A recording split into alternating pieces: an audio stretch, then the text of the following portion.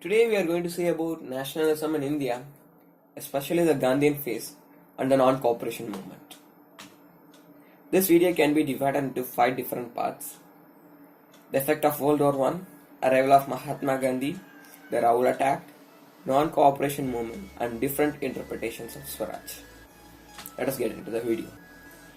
Moving on to the first topic, World War I.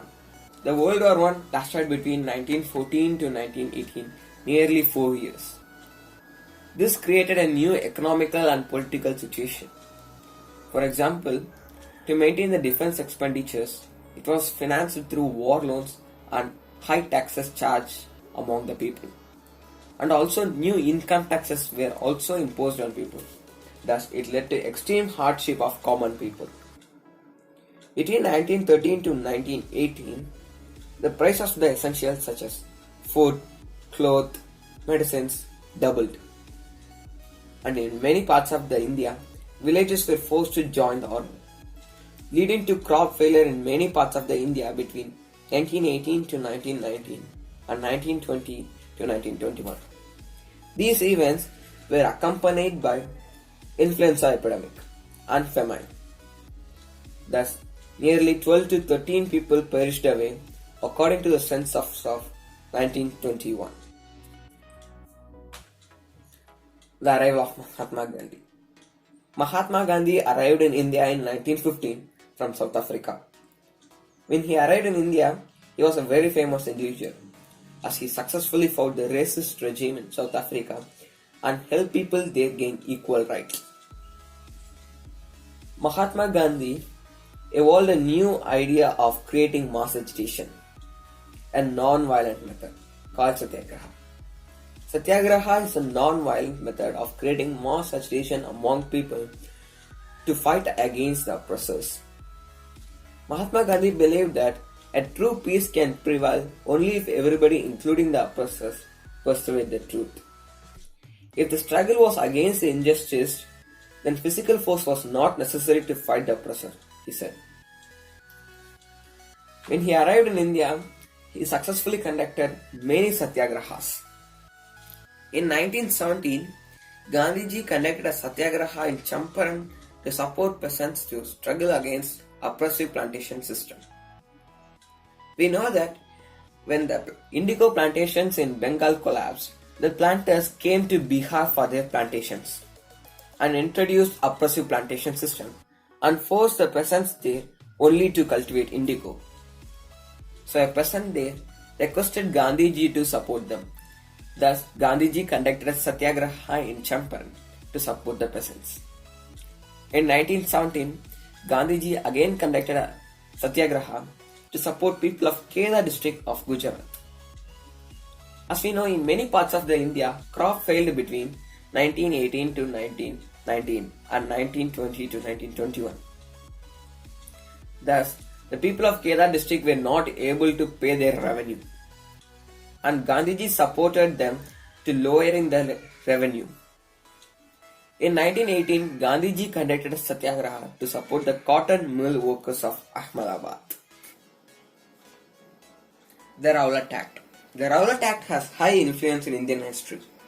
Also known as Black Act, it gave British government enormous powers to control the political activities in India. For example, it gave rights to imprison political prisoners in jail for 2 years without any trial in court. Mahatma Gandhi, seeing these measures, decided to launch a nationwide non-violent movement against this, famously known as Rowlatt Satyagraha. He decided that it should start with a Hartal on April 6, 1919. When the movement against Rowlatt Act spread, various rallies were organized in various cities. Workers went on strike in railway workshops, and shops were closed down. The British government feared that the communication and transport systems such as railways and telegraph would be disrupted. So they responded with brutal suppression. As a result, local leaders were picked, Mahatma Gandhi was disallowed from entering, and Amritsar police opened fire on peaceful procession on 10 April 1919, provoking widespread anger among Satyagrahis.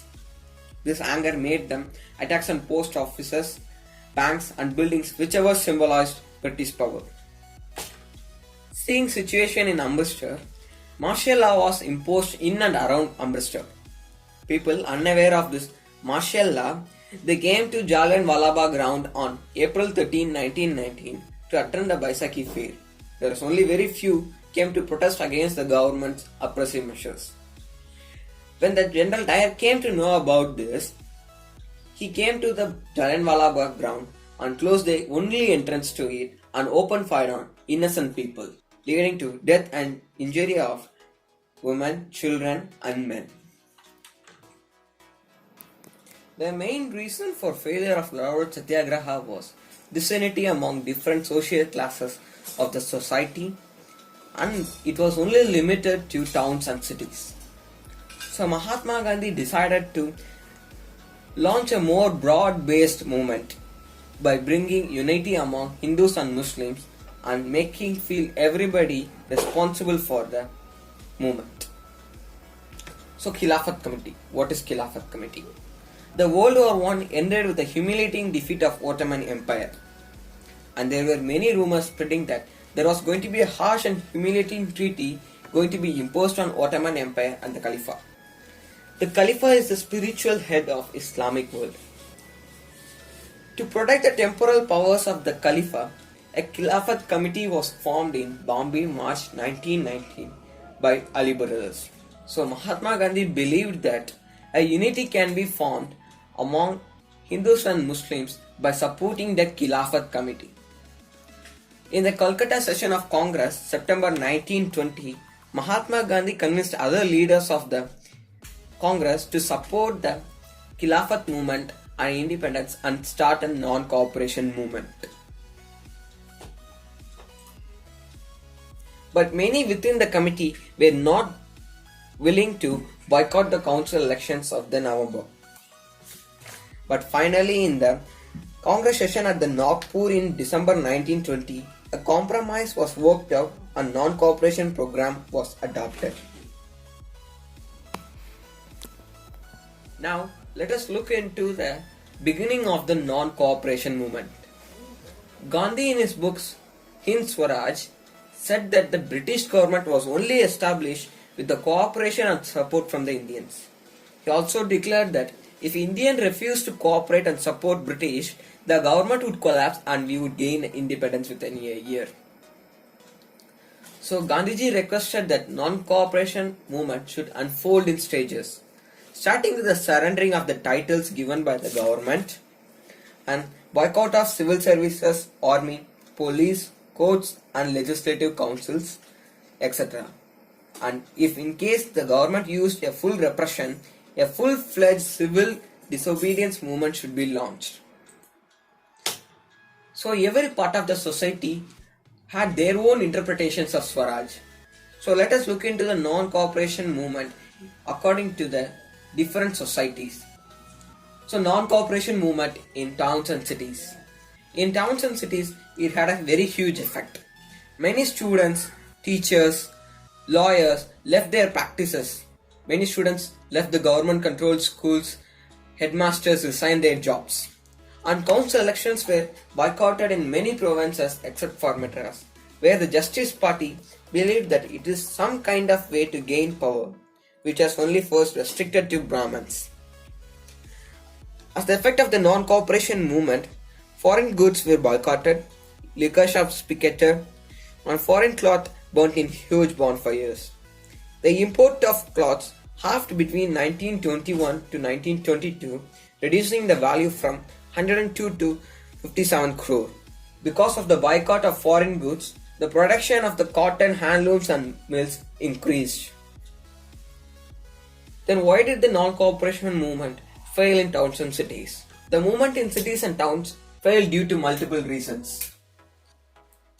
The gauzy cloth which was produced in handlooms were more expensive than the cheaply machine-produced cloths, because of which the poor people cannot afford to buy it and they return back to the foreign goods. When the students and teachers boycotted the British institutions, they were looking for other alternative Indian institutions, which were very slow in coming up. So they rejoined the British institutions. These are the main reasons for failure of non-cooperation movement in cities and towns.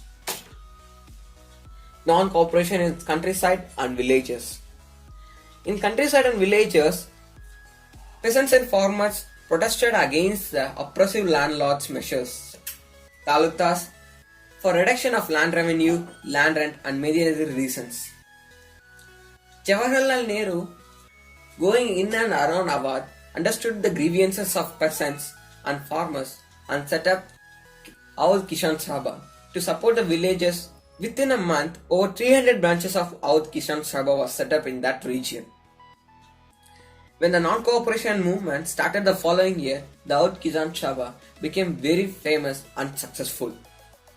But soon the movement turned into a violent method which the Congress was not happy with. The peasants attacked the houses of landlords, merchants, and looted the bazaars and grain hoards. The name of Mahatma Gandhi was sanctioned to do all action and aspirations. Non-cooperation in forest regions. During the colonial period, people were disallowed from entering the forest, so the tribes felt that their traditional rights were being denied. So they formed rebels and continued a guerrilla warfare. An individual named Alluri Sitaram Raju proclaimed that he is an incarnation of God, and he was inspired by non-cooperation movement by Mahatma Gandhi, but he still believed that non-violence can only bring Swaraj to them. But Alluri Sitaram was finally captured in 1924 and was executed. Non-cooperation in plantations. For plantation workers, Swaraj meant the freedom to move on in and out of the plantations to keep link between them and the villages. But according to the Immigration Act of 1859, they were not allowed to do so without the permission. But the workers were very rarely given such permissions to leave the plantations. When they heard of the non-cooperation movement, they left the work and went back to the home. But they never reached their destination because of the railway strike, and they were caught up by the police and brutally beaten up. The vision of these movements were not defined by the Congress program. Every people of the society interpreted the Swaraj by themselves. But when the tribals chanted Gandhiji's name and raised the slogans demanding Swatantra Bharat, they were also emotionally relating to all India agitation. Thank you. Don't forget to hit a like and subscribe our channel for further notifications.